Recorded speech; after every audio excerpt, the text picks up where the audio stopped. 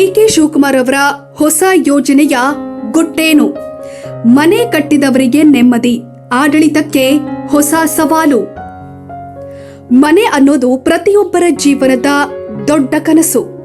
ಒಂದು ಸಣ್ಣ ಜಾಗ ಖರೀದಿಸಿ ಸಾಲ ಮಾಡಿ ಜೀವನ ಪೂರ್ತಿ ದುಡಿದ ಹಣವನ್ನ ಹಾಕಿ 4 ಗೋಡೆಗಳನ್ನ ಕಟ್ಟುವ ಸಾಮಾನ್ಯ ನಾಗರಿಕರಿಗೆ ಅದು ಕೇವಲ ಕಟ್ಟಡವಲ್ಲ, ಅವನ ಬದುಕಿನ ಭದ್ರತೆ, ಕುಟುಂಬದ ನೆಮ್ಮದಿ ಮತ್ತು ಭವಿಷ್ಯದ ಆಶಾಕಿರಣ. ಆದರೆ ಕಳೆದ ಕೆಲವು ವರ್ಷಗಳಿಂದ ಕರ್ನಾಟಕದಲ್ಲಿ ಸಾವಿರಾರು ಕುಟುಂಬಗಳು ತಮ್ಮ ಕನಸಿನ ಮನೆಯಲ್ಲೇ ಕಾನೂನು ಮತ್ತು ಆಡಳಿತಾತ್ಮಕ ಸಂಕಷ್ಟಗಳ ನಡುವೆ ಬದುಕುವ ಪರಿಸ್ಥಿತಿ ಎದುರಿಸುತ್ತಿದ್ದವು. ಈ ಹಿನ್ನೆಲೆಯಲ್ಲಿ ಮುಖ್ಯಮಂತ್ರಿ ಡಿಕೆ ಶಿವಕುಮಾರ್ ನೇತೃತ್ವದ ಸರ್ಕಾರ ರಾಜ್ಯಾದ್ಯಂತ 2400 ಚದರ ಅಡಿವರೆಗಿನ ನಿವೇಶನವಿರುವ ಮನೆಗಳಿಗೆ ಓಸಿ ವಿನಾಯಿತಿ ಘೋಷಿಸಿರುವುದು ಮಹತ್ವದ ನಿರ್ಧಾರವಾಗಿದೆ. ಇದು ಕೇವಲ ಒಂದು ಸರ್ಕಾರಿ ಆದೇಶವಲ್ಲ, ಆಡಳಿತ ಮತ್ತು ಜನರ ನಡುವಿನ ಅಂತರವನ್ನ ಕಡಿಮೆ ಮಾಡುವ ಪ್ರಯತ್ನವಾಗಿದೆ. ಕಾನೂನು ಮತ್ತು ವಾಸ್ತವದ ನಡುವಿನ ಸಂಘರ್ಷ. ನಗರಾಭಿವೃದ್ಧಿ ಮತ್ತು ಕಟ್ಟಡ ನಿಯಮಗಳು ಅಗತ್ಯ, ಆದರೆ ಆ ನಿಯಮಗಳು ಜನಜೀವನದ ವಾಸ್ತವತೆಗಳನ್ನ ನಿರ್ಲಕ್ಷಿಸಿದಾಗ ಸಮಸ್ಯೆ ಹುಟ್ಟುತ್ತೆ. ಕಳೆದ ಹಲವು ವರ್ಷಗಳಿಂದ ಮನೆ ನಿರ್ಮಿಸಿಕೊಂಡ ಸಾವಿರಾರು ಜನ ವಿದ್ಯುತ್ ಸಂಪರ್ಕಕ್ಕಾಗಿ, ಆಸ್ತಿ ನೋಂದಣಿಗಾಗಿ, ಬ್ಯಾಂಕ್ ಸಾಲಕ್ಕಾಗಿ, ಖಾತೆ ವರ್ಗಾವಣೆಗೆ, ಓಸಿ ಮತ್ತು ಸಿಸಿ ದಾಖಲೆಗಳ ಕೊರತೆಯಿಂದ ಸಂಕಷ್ಟ ಅನುಭವಿಸುತ್ತಿದ್ದರು. ಇವರಲ್ಲಿ ಬಹುತೇಕರು ದೊಡ್ಡ ಬಿಲ್ಡರ್ಗಳಲ್ಲ, ಜೀವನ ಪೂರ್ತಿ ಉಳಿತಾಯ ಮಾಡಿ ಸಣ್ಣ ಮನೆ ಕಟ್ಟಿಕೊಂಡ ಸಾಮಾನ್ಯ ಜನ. ಇವರನ್ನ ಅಕ್ರಮ ಕಟ್ಟಡಗಳ ಮಾಲೀಕರಂತೆ ಪರಿಗಣಿಸೋದು ನ್ಯಾಯಸಮ್ಮತವಾಗಿರಲಿಲ್ಲ. ಸರ್ಕಾರದ ನಿರ್ಧಾರ ಯಾಕೆ ಸ್ವಾಗತಾರ್ಹ? 2400 ಚದರ ಅಡಿವರೆಗಿನ ನಿವೇಶನ ಮನೆಗಳಿಗೆ ಹಾಗೂ 20% ಆಚೆ ಈಚೆ ವ್ಯತ್ಯಾಸಕ್ಕೂ ವಿನಾಯಿತಿ ನೀಡಿರುವುದು ವಾಸ್ತವ ಪರಿಸ್ಥಿತಿಯನ್ನ ಅರ್ಥ ಮಾಡಿಕೊಂಡಿರುವ ನಿರ್ಧಾರವಾಗಿದೆ. ಸರ್ಕಾರವು ಇಲ್ಲಿ ಒಂದು ಮುಖ್ಯ ಸಂದೇಶ ಕೊಟ್ಟಿದೆ. ಕಾನೂನು ಜನರಿಗಾಗಿ, ಜನರು ಕಾನೂನಿಗಾಗಿ ಅಲ್ಲ. ನಿಯಮಗಳ ಉದ್ದೇಶ ಜನರನ್ನ ಕಾಡೋದಲ್ಲ, ವ್ಯವಸ್ಥೆಯನ್ನ ಸುಗಮಗೊಳಿಸುವುದು. ಆ ದೃಷ್ಟಿಯಿಂದ ನೋಡಿದ್ರೆ ಈ ನಿರ್ಧಾರವು ಲಕ್ಷಾಂತರ ಕುಟುಂಬಗಳಿಗೆ ಹೊಸ ಭರವಸೆ ಕೊಟ್ಟಿದೆ. ಆಡಳಿತದ ವೈಫಲ್ಯಕ್ಕೂ ಇದು ಉತ್ತರ. ಇಂದು ಓಸಿ ಸಮಸ್ಯೆ ಉಂಟಾಗಲು ಕೇವಲ ಮನೆ ಮಾಲೀಕರು ಕಾರಣರಲ್ಲ. ಹಲವಾರು ಸಂದರ್ಭಗಳಲ್ಲಿ ಅನುಮೋದನಾ ಪ್ರಕ್ರಿಯೆಗಳ ಸಂಕೀರ್ಣತೆ, ಅಧಿಕಾರಿಗಳ ವಿಳಂಬ, ಸ್ಥಳೀಯ ಸಂಸ್ಥೆಗಳ ನಿರ್ಲಕ್ಷ್ಯ ಇವುಗಳು ಕೂಡ ಪ್ರಮುಖ ಕಾರಣಗಳಾಗಿದೆ. ಅನೇಕ ನಾಗರಿಕರು ವರ್ಷಗಳ ಕಾಲ ಕಚೇರಿಗಳ ಸುತ್ತ ಸುತ್ತಿದರೂ ಪರಿಹಾರ ಕಂಡುಕೊಳ್ಳಲು ಸಾಧ್ಯವಾಗಿರಲಿಲ್ಲ. ಅಂತಹ ಪರಿಸ್ಥಿತಿಯಲ್ಲಿ ಸರ್ಕಾರ ನೀಡಿರುವ ಈ ವಿನಾಯಿತಿ ಒಂದು ರೀತಿಯಲ್ಲಿ ಆಡಳಿತದ ಹಳೆಯ ತಪ್ಪುಗಳನ್ನು ಸರಿಪಡಿಸುವ ಪ್ರಯತ್ನವೂ ಹೌದು. ಆದರೆ ಎಚ್ಚರಿಕೆಯೂ ಅಗತ್ಯ. ಈ ನಿರ್ಧಾರವನ್ನ ಸ್ವಾಗತಿಸುವಾಗ ಒಂದು ಎಚ್ಚರಿಕೆಯೂ ಅಗತ್ಯ. ವಿನಾಯಿತಿ ನೀಡೋದು ಒಂದು ಬಾರಿ ಮಾತ್ರದ ಪರಿಹಾರವಾಗಬೇಕು. ಇದನ್ನ ಮುಂದಿನ ದಿನಗಳಲ್ಲಿ ಕಟ್ಟಡ ನಿಯಮಗಳನ್ನ ಉಲ್ಲಂಘಿಸಲು ಪ್ರೋತ್ಸಾಹಿಸುವ ಕ್ರಮವಾಗಬಾರದು. ಇಲ್ಲವಾದರೆ ಅಕ್ರಮ ಕಟ್ಟಡಗಳು ಹೆಚ್ಚಾಗಬಹುದು, ನಗರ ಯೋಜನೆಗೆ ಹಾನಿಯಾಗಬಹುದು, ರಸ್ತೆ, ನೀರು, ಒಳಚರಂಡಿ ವ್ಯವಸ್ಥೆಗಳ ಮೇಲೆ ಒತ್ತಡ ಹೆಚ್ಚಾಗಬಹುದು. ಆದ್ದರಿಂದ ಸರ್ಕಾರ ಒಂದು ಕಡೆ ಜನರಿಗೆ ಪರಿಹಾರ ನೀಡುತ್ತಾ ಇದ್ರೆ, ಮತ್ತೊಂದು ಕಡೆ ಹೊಸ ನಿರ್ಮಾಣಗಳ ಮೇಲೆ ಕಟ್ಟುನಿಟ್ಟಿನ ನಿಯಂತ್ರಣ ಜಾರಿಗೊಳಿಸಬೇಕು. ಈ ನಿರ್ಧಾರದ ಮತ್ತೊಂದು ಉತ್ತಮ ಅಂಶವೇನು ಅಂದ್ರೆ, ಇದು ಕೇವಲ ಬೆಂಗಳೂರಿಗೆ ಸೀಮಿತವಾಗಿಲ್ಲ. ಗ್ರಾಮೀಣ ಪ್ರದೇಶಗಳಲ್ಲಿಯೂ ಅನೇಕರು ಸಣ್ಣ ಪುಟ್ಟ ತಾಂತ್ರಿಕ ವ್ಯತ್ಯಾಸಗಳಿಂದ ಸಂಕಷ್ಟ ಅನುಭವಿಸುತ್ತಿದ್ರು. ಈ ನಿರ್ಧಾರ ಅವರಿಗೂ ಕೂಡ ನೆಮ್ಮದಿ ಕೊಡಲಿದೆ. ಅಭಿವೃದ್ಧಿ ಅಂದ್ರೆ ನಗರಗಳಿಗೆ ಮಾತ್ರ ಸೌಲಭ್ಯ ನೀಡೋದಲ್ಲ, ಗ್ರಾಮೀಣ ಜನರ ಸಮಸ್ಯೆಗಳನ್ನ ಪರಿಹರಿಸೋದು ಹೌದು.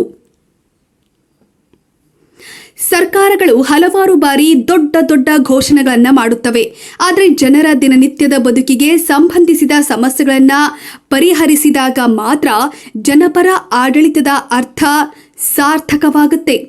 ಓಸಿ ಸಮಸ್ಯೆ ಅನೇಕ ಕುಟುಂಬಗಳಿಗೆ ಕೇವಲ ಒಂದು ದಾಖಲೆ ಸಮಸ್ಯೆಯಾಗಿರಲಿಲ್ಲ. ಅದು ಅವರ ಆಸ್ತಿಯ ಭವಿಷ್ಯ, ಮಕ್ಕಳ ಭದ್ರತೆ ಮತ್ತು ಜೀವನದ ಕನಸಿನ ಪ್ರಶ್ನೆಯಾಗಿತ್ತು. 2,400 ಚದರ ಅಡಿವರೆಗಿನ ನಿವೇಶನ ಮನೆಗಳಿಗೆ ಓಸಿ ವಿನಾಯಿತಿ ನೀಡಿರುವ ನಿರ್ಧಾರವನ್ನ ಸ್ವಾಗತಿಸಲೇಬೇಕು. ಇದು ಲಕ್ಷಾಂತರ ಮನೆ ಮಾಲೀಕರಿಗೆ ನೆಮ್ಮದಿ ನೀಡುವ ಕ್ರಮವಾಗಿದೆ. ಆದರೆ ಇದೇ ವೇಳೆ ಸರ್ಕಾರ ಈ ಅವಕಾಶವನ್ನ ಬಳಸಿಕೊಂಡು ಕಟ್ಟಡ ಅನುಮೋದನಾ ವ್ಯವಸ್ಥೆಯನ್ನ ಸರಳಗೊಳಿಸಬೇಕು, ಭ್ರಷ್ಟಾಚಾರವನ್ನ ತಡೆಯಬೇಕು ಮತ್ತು ಭವಿಷ್ಯದಲ್ಲಿ ಇಂತಹ ಸಮಸ್ಯೆಗಳು ಮರುಕಳಿಸದಂತೆ ಶಾಶ್ವತ ಪರಿಹಾರ ರೂಪಿಸಬೇಕು. ಮನೆ ಕಟ್ಟಿದ ನಾಗರಿಕನನ್ನ ಅಪರಾಧಿಯಂತೆ ಕಾಣುವ ವ್ಯವಸ್ಥೆ ಪ್ರಜಾಪ್ರಭುತ್ವಕ್ಕೆ ಶೋಭೆ ತರುವುದಿಲ್ಲ. ಜನರ ಕಷ್ಟವನ್ನ ಅರ್ಥ ಮಾಡಿಕೊಂಡು ಪರಿಹಾರ ನೀಡುವ ಆಡಳಿತವೇ ಉತ್ತಮ ಆಡಳಿತ. ಓಸಿ ವಿನಾಯಿತಿ ನಿರ್ಧಾರ ಆ ದಿಕ್ಕಿನ ಒಂದು ಮಹತ್ವದ ಹೆಜ್ಜೆಯಾಗಿದೆ. ಬಗೆಹರಿಯದ ಈ ಖಾತಾ ಗೊಂದಲ, ಡಿಜಿಟಲ್ ಕರ್ನಾಟಕ, ಸ್ಮಾರ್ಟ್ ಆಡಳಿತ, ಪಾರದರ್ಶಕ ಸೇವೆ ಎಂಬ ಘೋಷಣೆಗಳು ಕೇಳಲು ಆಕರ್ಷಕವಾಗಿವೆ. ಆದರೆ ಆ ಘೋಷಣೆಗಳ ನಿಜವಾದ ಯಶಸ್ಸು ಜನಸಾಮಾನ್ಯರ ಅನುಭವದಲ್ಲಿ ಕಾಣಿಸಬೇಕು.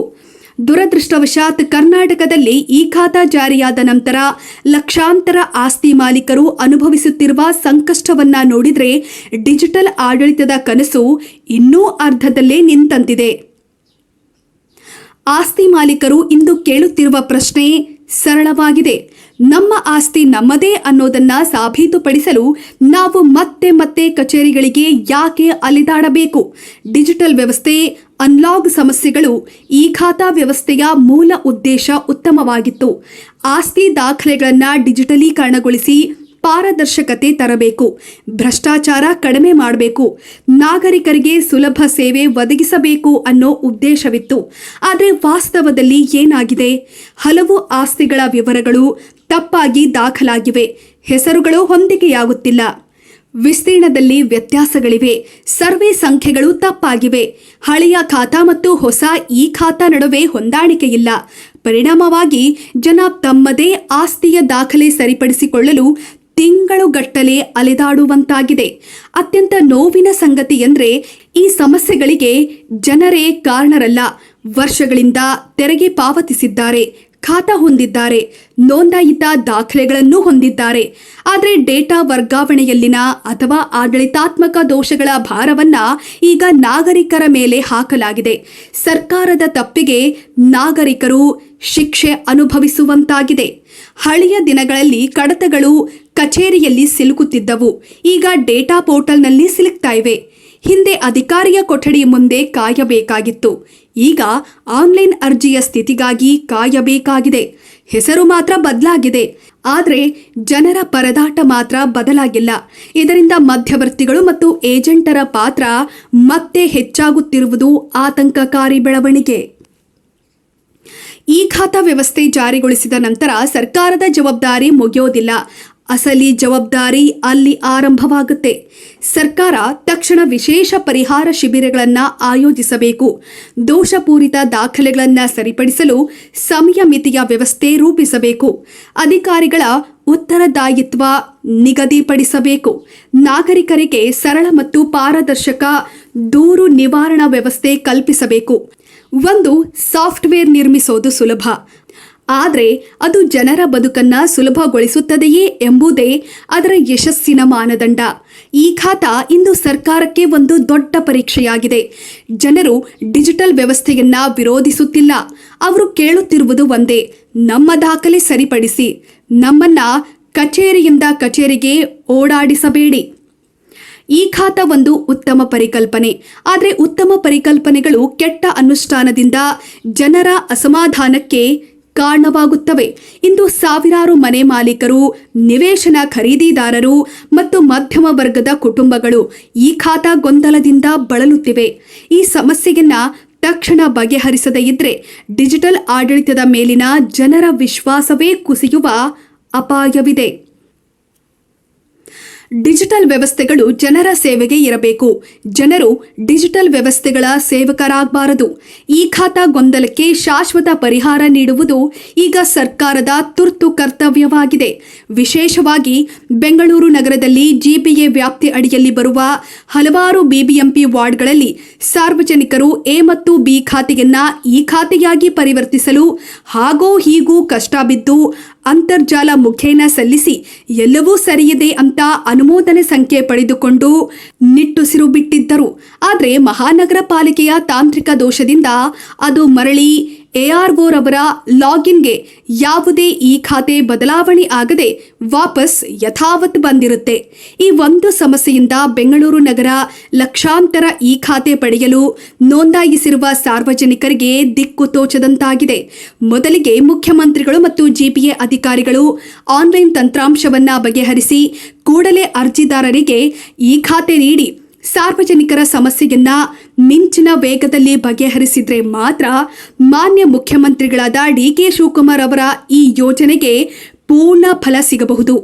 ಮಾನ್ಯ ಮುಖ್ಯಮಂತ್ರಿಗಳೇ, ಎಲ್ಲವೂ ನಿಮ್ಮ ಕೈಯಲ್ಲೇ ಇದೆ. ವೀಕ್ಷಕರೇ, ಈ ಸುದ್ದಿ ನಿಮಗೆ ಇಷ್ಟವಾದಲ್ಲಿ ನಮ್ಮ ಚಾನೆಲ್ ಅನ್ನು ಸಬ್ಸ್ಕ್ರೈಬ್ ಮಾಡಿ, ಲೈಕ್ ಮಾಡಿ ಹಾಗೂ ಶೇರ್ ಮಾಡಿ.